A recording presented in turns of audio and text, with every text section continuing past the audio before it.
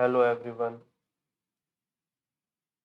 हम पढ़ रहे हैं एनसीईआरटी की बुक्स, जिसमें हम पढ़ रहे थे क्लास 7 की पॉलिटिक्स, सामाजिक एवं राजनीतिक जीवन सेकंड। उसमें हमने 8 चैप्टर पढ़े थे और ये अंतिम चैप्टर है जो है 9th चैप्टर, जिसका नाम है समानता के लिए संघर्ष।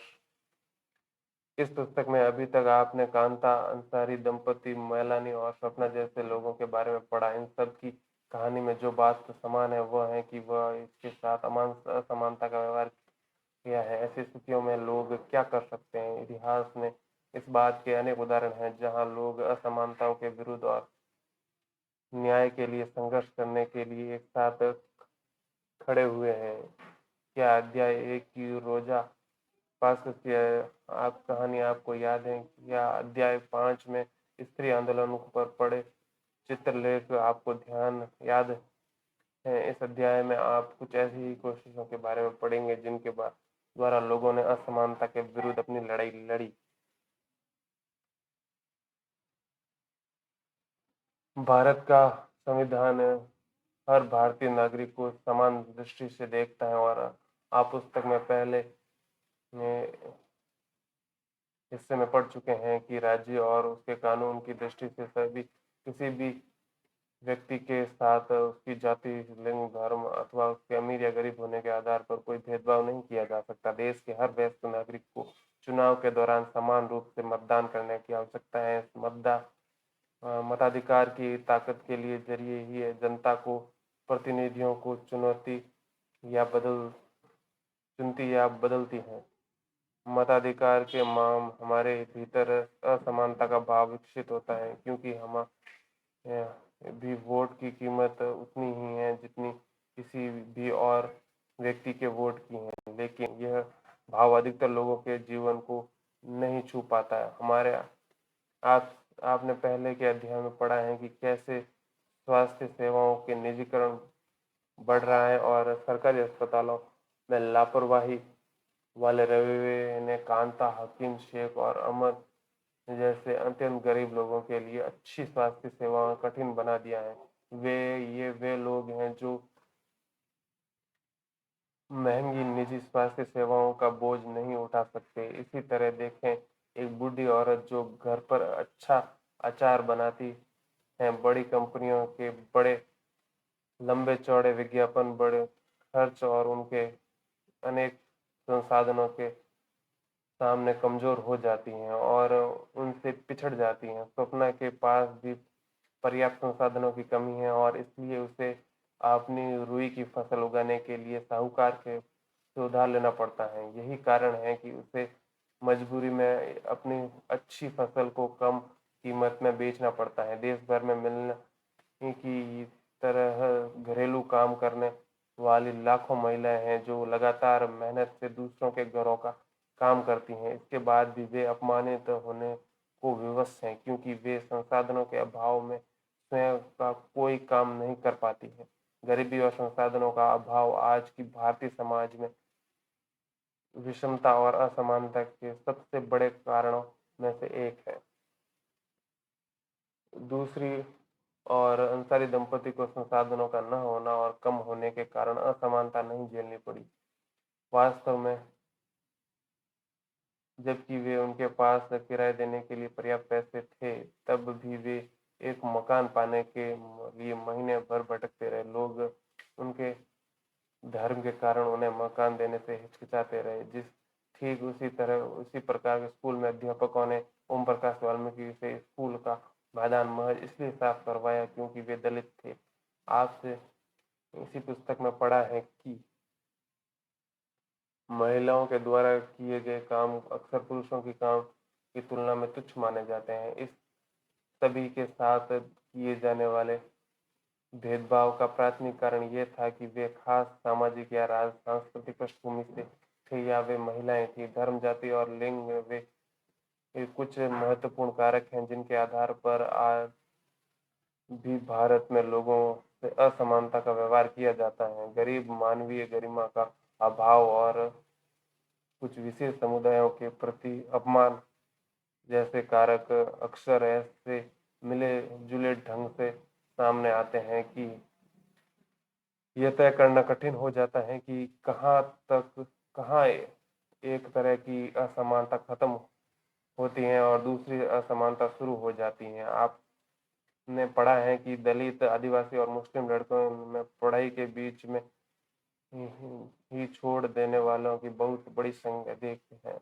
यह स्थिति गरीबी, सामाजिक असमानता और उन समुदायों के लिए अच्छी स्कूल सुविधाओं के अभाव में जैसे कई मिले जुले कारणों से पैदा हुई है। समानता के लिए संघर्ष दुनिया भर के तमाम सामुदायिक गांवों में, शहरों के आप देखते होंगे कि कुछ लोग समानता के लिए किए गए संघर्षों के कारण समान समाज में सम्मान से पहचाने जाते हैं। वे लोग हैं जो अपने साथ या अपने सामने किए जाने वाले किसी भेदभाव के विरुद्ध उठ खड़े हुए। हम इनका सम्मान इसलिए भी करते हैं क्योंकि उन्होंने प्रत्येक व्यक्ति को उसकी मानवीय गरिमा के साथ स्वीकार किया और सदैव उसे धर्म और समुदाय से ऊपर माना। उन्हें लोग बहुत विश्वास के साथ अपनी समस्याओं के समाधान के लिए बुलाते हैं।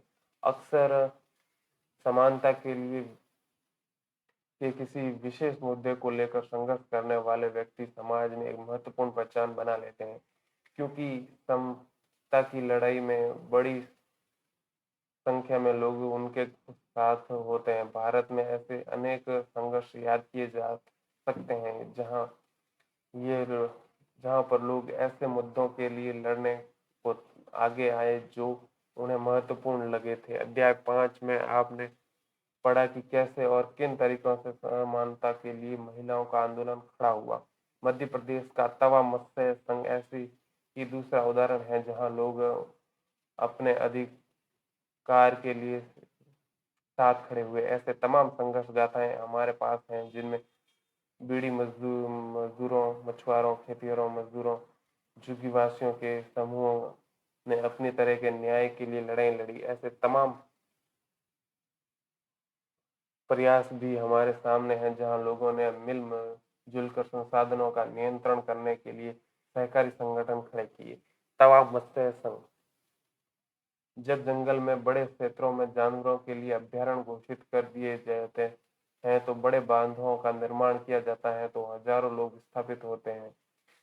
पूरे के पूरे गांवों के लोगों को अपनी जड़ों को छोड़कर कहीं और नए घर बनाने और नई जिंदगी आरंभ करने के लिए मजबूर कर दिया जाता है। इन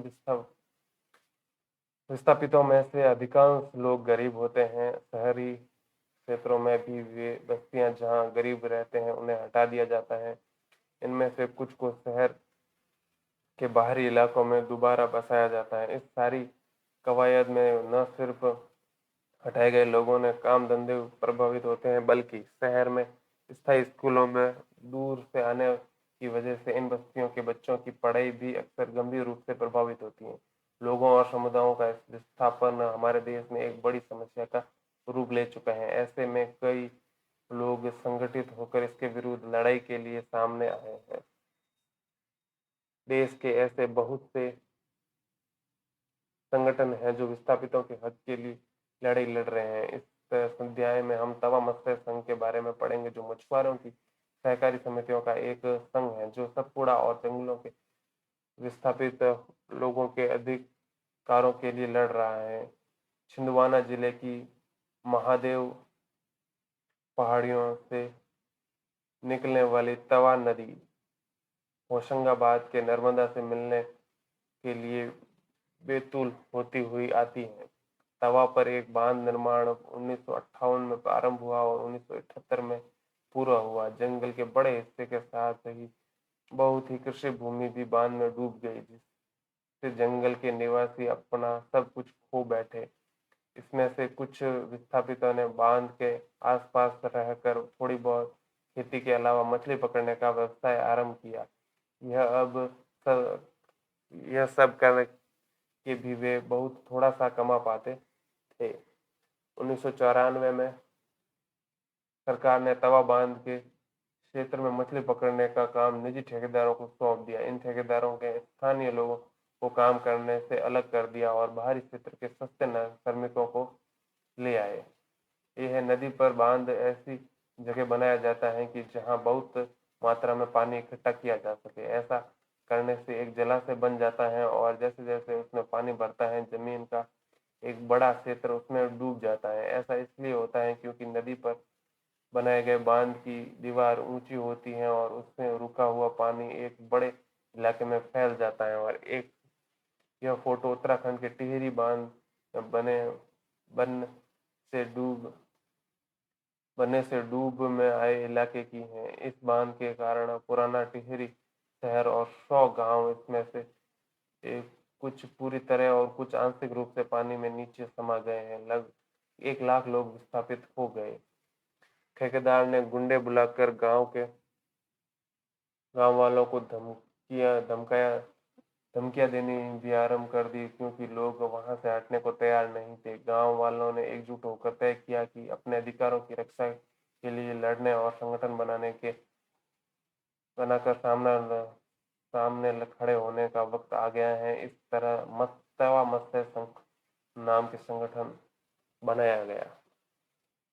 नवगठित तवा मत्स्य संघ टीएमएस ने सरकार से मांग की कि लोगों के जीवन निर्वाह के लिए बांध में मछलियां पकड़ने के काम को जारी रखने की अनुमति दी जाए। यहाँ यह मांग करते हुए चक्का जाम शुरू किया गया और इसके प्रतिरोध में को देखते सरकार ने पूरे मामले की समीक्षा के लिए एक समिति गठित की और समिति ने गांव वालों के जीवन यापन के लिए उनके मछली पकड़ने का अधिकार देने की अनुशंसा की। 1996 में मध्य प्रदेश सरकार ने तय किया कि तवा बांध के जलाशय में मछली पकड़ने का अधिकार यहाँ के विस्थापितों को ही दिया जाएगा। 2 महीने बाद सरकार ने तवा मत्स्य संघ को बांध में मछली पकड़ने के लिए 5 वर्ष का पट्टा लीज देकर स्वीकार कर दिया और इस तरह 2 जनवरी 1997 से वो तवा क्षेत्र में 33 गांवों के लोगों की नया साल यही सही अर्थ में आरंभ हुआ। तवा मत्स्य संघ के साथ जुड़कर मछुआरों ने लगातार अपनी आय में इजाफा किया। यह इसलिए संभव हुआ कि उन्होंने एक सहकारी समिति बनाई और जो मछली पकड़ी गई मछलियों की प्रत्येक खेप की उचित कीमत सीधे उन्हें देती है। यह सहकारी समिति उनके बाद की प्रक्रिया में भी शामिल होती है। सारा माल बाजार तक पहुंचाना और वहां की उचित मूल्य प्राप्त करना समिति का ही काम है। ये मछुआरे अब पहले की तुलना में 3 गुना ज्यादा कमाने लगे हैं। तवा मत्स्य संघ ने जाल खरीदने और रखरखाव की जरूरत के लिए मछुआरों को ऋण देने की व्यवस्था आरंभ की है।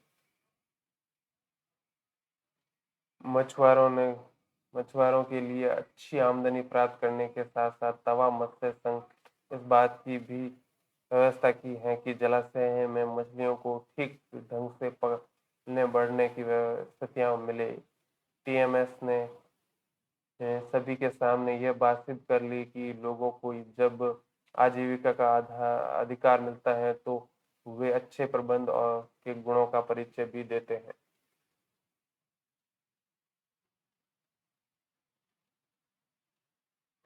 यहाँ पर प्रस्तुत एक गीत में विनय महाजन द्वारा सूचना के अधिकार के अभियान में लिखा गया है।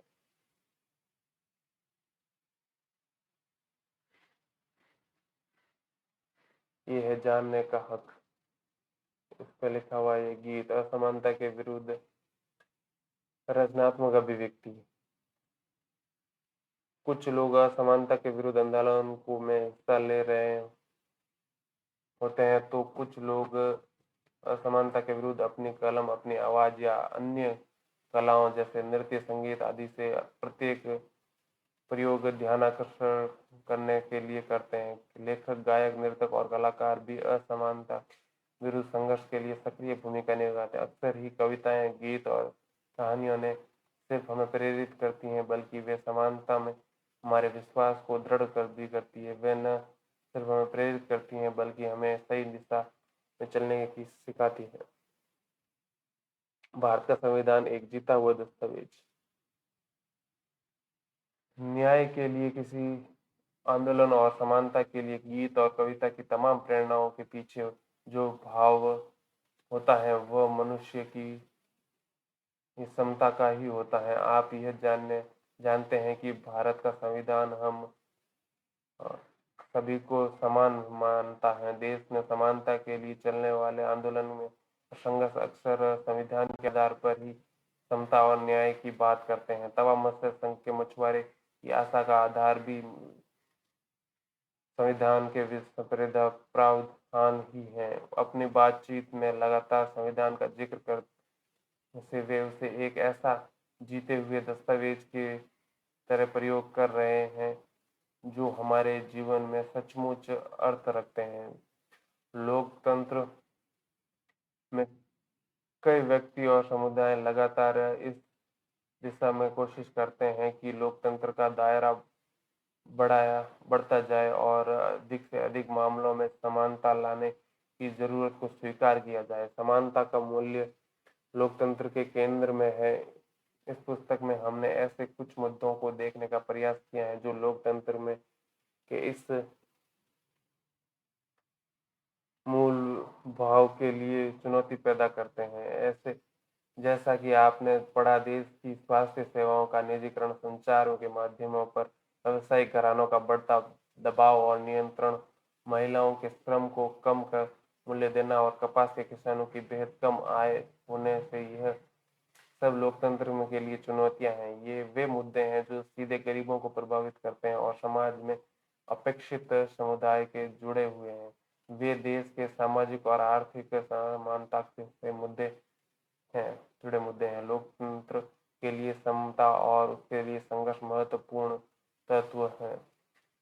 व्यक्ति और समुदाय का स्वाभिमान और गरिमा तभी बनी रह सकती हैं जब उसके पास अपनी और परिवार की सभी जरूरतों पूरी करने के लिए पर्याप्त संसाधन हो और उसके साथ कोई भेदभाव नहीं किया जाए। ये सारे संदर्भ दिए गए हैं जिनसे इस बुक में काम में लिया गया।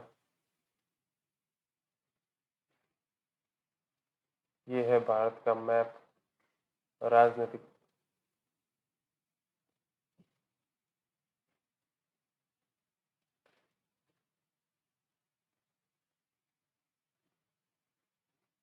स्कूल सड़क सुरक्षा जागरूकता अभियान।